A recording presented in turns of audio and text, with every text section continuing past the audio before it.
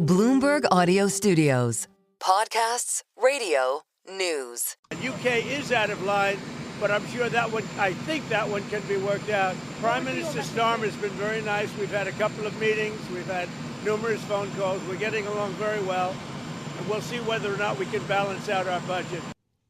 So, can the UK dodge the Trump tariff disaster? President Trump spent the weekend imposing sweeping measures on allies Mexico, Canada and China. Hello, you're listening to Bloomberg UK Politics. I'm Caroline Hepker. And I'm Stephen Carroll. Welcome to the programme. So Trump's told us before that tariffs is his favourite word, and he has used it repeatedly over the weekend. Those measures on America's closest neighbours, but also saying that tariffs will definitely happen when it comes to the EU. But as we just heard, things a little less clear when it comes to the UK. Keir Starmer's on his way to Brussels for a meeting of European leaders where they're going to be talking about defence issues, but you can be quite sure that the issue of trade will come up. Already we've been hearing from European leaders going into that meeting talking about the EU having the capacity to react to tariffs if necessary. It looks like they're already preparing for what they think is coming. Yeah, Donald Trump thinks that trade disputes with the UK could perhaps be resolved, maybe through negotiation. It comes as the Prime Minister, though, is looking to try to shore up relations post-Brexit with the EU. Is now the right time to draw closer to the bloc? That has seemingly fallen out of favour, of course, with President Trump. Let's go live now to speak to Lizzy Burden, who's covering Keir Starmer's trip to Brussels and joins us now. Lizzy, good morning. What do you think is the goal then of Keir Starmer's trip to the EU? I mean, he's focused on defence, but surely it's going to be all about trade. Well, yeah, hello from the Eurostar terminal at St Pancras. I'm on the way to Brussels. It's going to be a busy 24 hours ahead. Starmer heading to NATO HQ. He's going to have a meeting with the NATO Secretary General, Mark Rutte.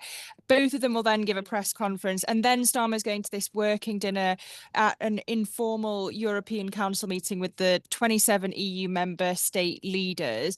I should note he is the first UK Prime Minister to attend an EU summit dinner since Brexit in 2020.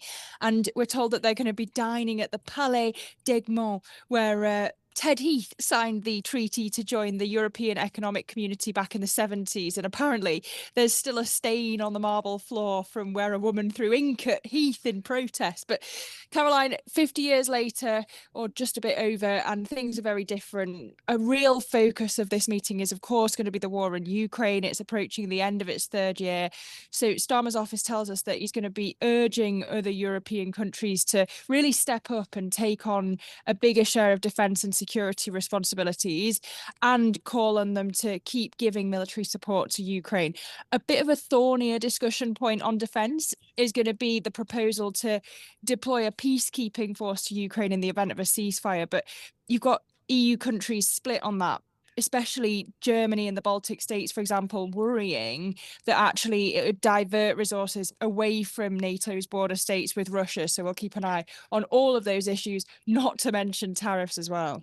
Yeah, of course, this is all part of the broader reset of relations that Keir Starmer is trying to achieve with the EU. I mean, what are the sort of key points we should expect him to make while he's there? Yeah, and he's very under pressure to do that because the UK-EU relationship under Labour really tests the limits of the UK government's commitment to growth over everything.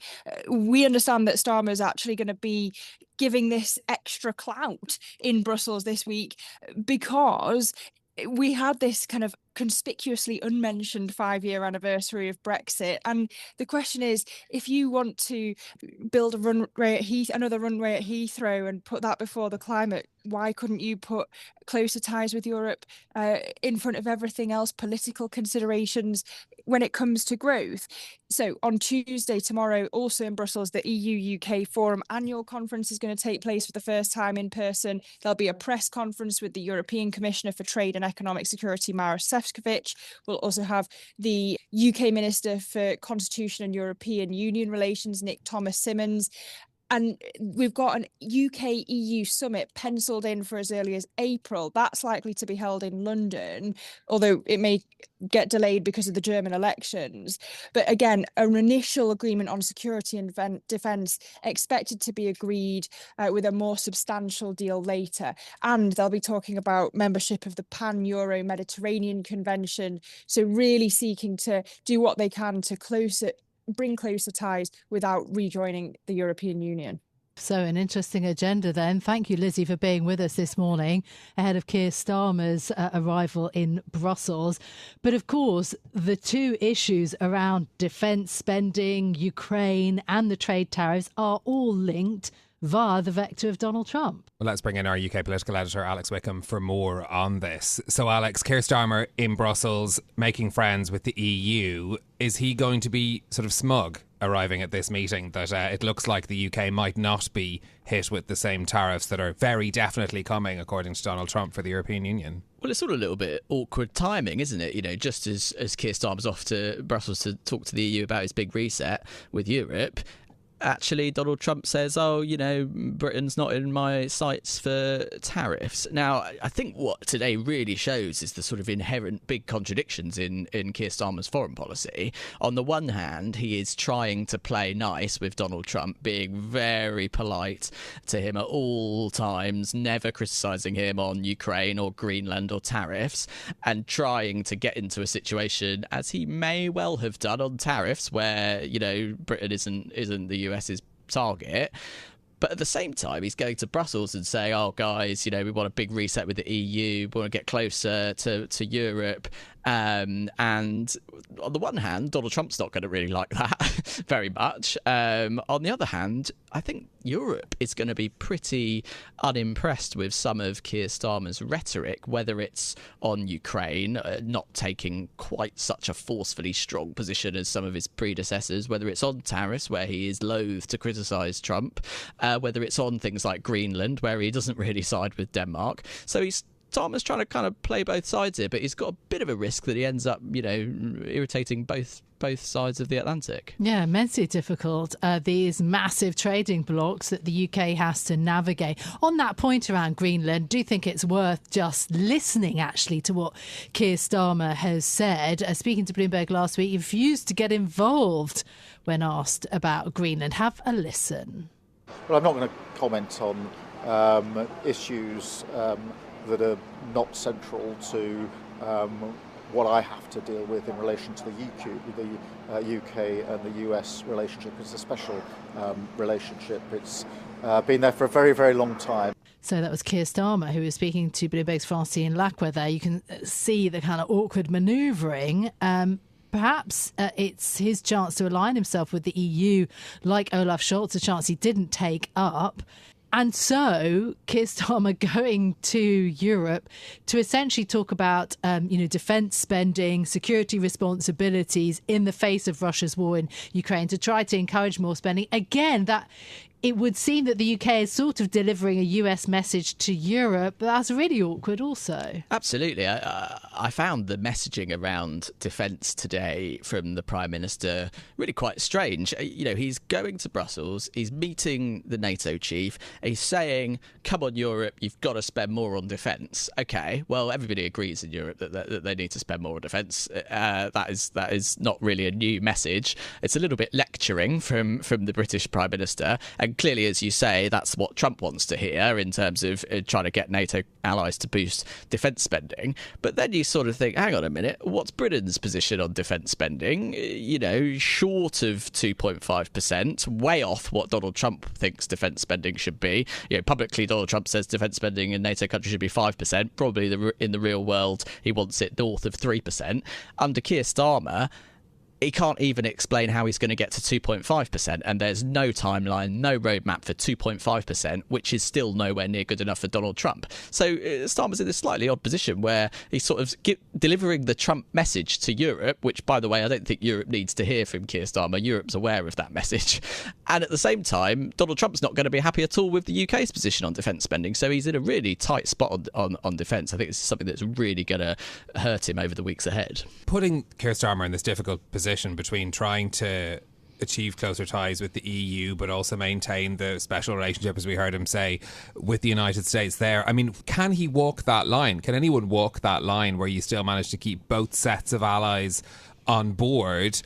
And perhaps, is it a potentially very strategic position that he could leverage with both of these key partners? We should say, to be fair to Keir Starmer, he is obviously in a really difficult position. Post-Brexit, Britain is just naturally isolated, as you say, between these two massive trading blocs. There's nothing he could do about that. He didn't support Brexit. This is the position that he's in. It would be difficult for any Prime Minister, sure. And if you were to ask anybody in number 10, they would say, yes, we're being very clever. We're triangulating between both the US and the EU. We don't need to pick a side. We can be great friends with both. We can be the bridge across the Atlantic, all of this stuff. Yes, fine.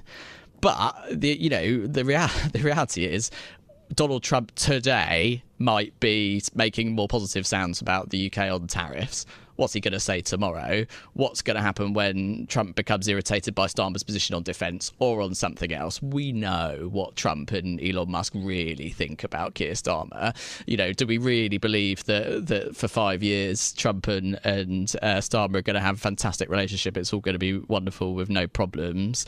Well, maybe that might last until Donald Trump gets his state visit and gets to meet all the royals. Much longer after that, and I would be surprised if problems didn't arise. And then on the EU side, I'm sure the EU would welcome closer ties with Britain, but the EU also will have its price, and whether it's on fishing or whether it's on youth mobility, the EU is not going to give Keir Starmer a better deal just because he's Keir Starmer and he voted Remain in the referendum and he's a sort of quote unquote nice guy who was pro-Europe. They're going to get a price for what they want as well. Okay, as an aside, I want to come back to the idea of a Trump visit to the UK. When do you see that potentially on the horizon? And, you jokingly say the royals, but actually the royals are seen as quite a card to play with the US president, who does seem to really like them. He does. And, I don't think it would be a surprise to anybody that Donald Trump and Keir Starmer probably don't see eye to eye on very much in terms of politics. What Keir Starmer can offer Donald Trump is, we could take you around Buckingham Palace, we could get you in with the king, we could all of that stuff, which we know Donald Trump loves from his first administration.